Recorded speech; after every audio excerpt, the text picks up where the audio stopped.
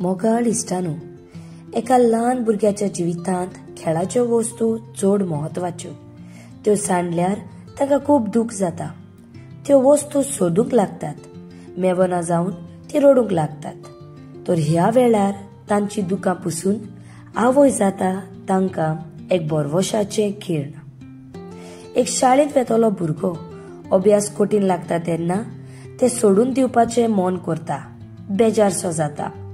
ह्या वेळार एक शिक्षक जाता ताका बरवशाचें खिण. ब्रेकअप आतांच्या तेंपार मोग म्हणल्यार एक फकाण. मोगान पडटात, झगडटात, दुसऱ्यांक धरतात.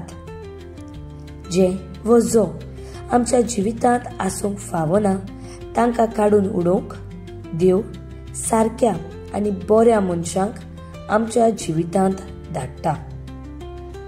ते व तो जाता एक बरवशाचें खिण.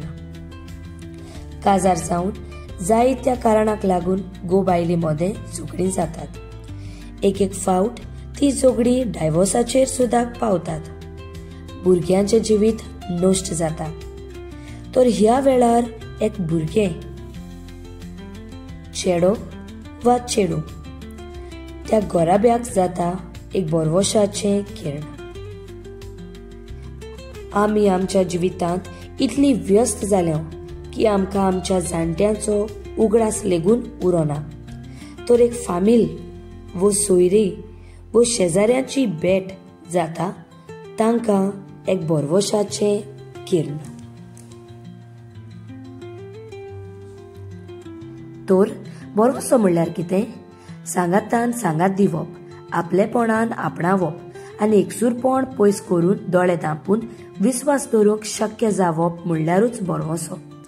जेजू आमचो बरवसो गोट करूंक आमच्या आवय बापायच्या, फामिलीच्या, इश्टांच्या आनी अनवळखी मनशाच्या आदारान आमच्या लागीं सरता. आमच्यान सुर्या जावंक जायना, पूण एक बरवशाचें खिण जायत्याच्या जिवितांत जावंक जाता. तर आसात न्हय तुमी तयार? कित्याक बरवसो आमकां फटयना.